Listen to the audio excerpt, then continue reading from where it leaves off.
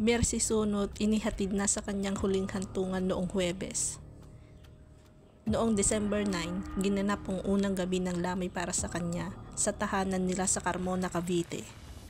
Sina Juliet at Ken Sunot ang nagpaligo, nagbihis at nag-makeup sa kanya nang dumating sa bansa ang kanyang mga labi. Natuklasan ang pagkakaroon ni Mercy ng cancer dahil sumailalim sila sa blood test ng kanyang mga kapatid para sa biyahe nila sa ibang bansa. Maraming tagahangan naman ng Pinoy rock band ang nagtatanong kung ano na nga ba ang mangyayari sa Aegis. Matapos nga pumanaw si Mercy Sunot, ang lead vocalist ng Aegis.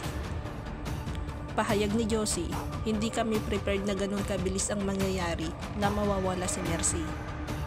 Actually, noong March na umalis si Mercy para magpagamot, tuloy lang talaga kasi ang grupo ay intact talaga. So nagpe-perform pa rin naman sila, tumutugtog. Ang plano kasi namin talaga, habang nasa US si Mercy, walang magbabago at tumatanggap pa rin kami ng mga gigs at shows. Yun talaga ang plano kasi expected namin na babalik pa si Mercy. Pero this time nawala na si Mercy, so ang focus na lang namin ay yung 6 at hindi magbabago dahil naniniwala kami na kaya nung dalawang magkapatid, si Juliet at si Ken. Sa katunayan, hindi na nila isinama si Mercy sa kanilang halik sa Ulan concert sa February para matutukan nito ang kanyang pagpapagamot. Saad ni Josie, since ang alam namin na ang treatment ng cancer is long term, talagang pati ang pictorial, preparations, 6 lang sila. Pero at least aware ang mga fans na magpe-perform ang banda ng 6 lang. Ang band naman, hoping kami na makakasama namin si Mercy. Pero hindi ganun kasoon kasi nga nagpapagamot siya at hindi rin kami prepared na mawawala siya. Pero plano sana namin na special guest naman siya para sa February concert. Ayon pa kay Josie, may bahagi ang konsyerto nila sa Pebrero na tribute para sa pumanaw na bukalista.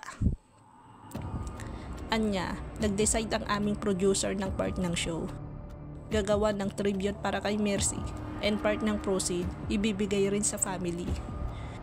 Nagpasalamat si Josie sa mga taong patuloy na nagpapaabot ng suporta sa kanila at tumulong kay Mercy habang nagpapagamot ito sa Amerika. Plano rin nilang maiuwi ang mga labi ni Mercy sa Pilipinas para magkaroon ng public viewing para sa mga nagmamahal sa singer. Anya, nagpapasalamat kami sa mga tao doon sa US na nag-raise ng funds para makatulong na maiuwi ang mga labi ni Mercy sa Pilipinas dahil medyo may kamahalan ang magagastos. Kaya salamat dahil ginagawa nila yon para kay Mercy. Ang request na lang ng family, ipauwi si Mercy ng buo, hindi ipapakremate doon. Actually, marami ang nagtatanong, mga kaibigan, fans, producer, and sa napag-usapan namin ni Juliet. Pagbigyan namin ng 1 night or 2 nights viewing, yung mga gustong makirami sa family at para na rin sa mga nagmamahal ng mga fans. Pero sa ngayon, hindi pa talaga namin masasagot dahil sabi ng US side, 2 to 3 weeks pa bago maiuwi ang body. Humihiling din si Josie na dagdagan ng dasal para kay Mercy at sa mga kabanda nito at maalala ang mga tao ang pagiging unique performer ng Namayapa. Pagtatapos niya, ang boses niyang naiiba, very husky na bumibirit. Mahuhusay silang tatlo, si Juliet at Ken, dahil kanya-kanya silang quality ng boses.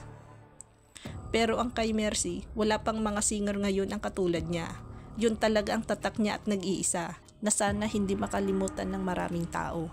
Sabi noon ni Josie sa kanyang interview,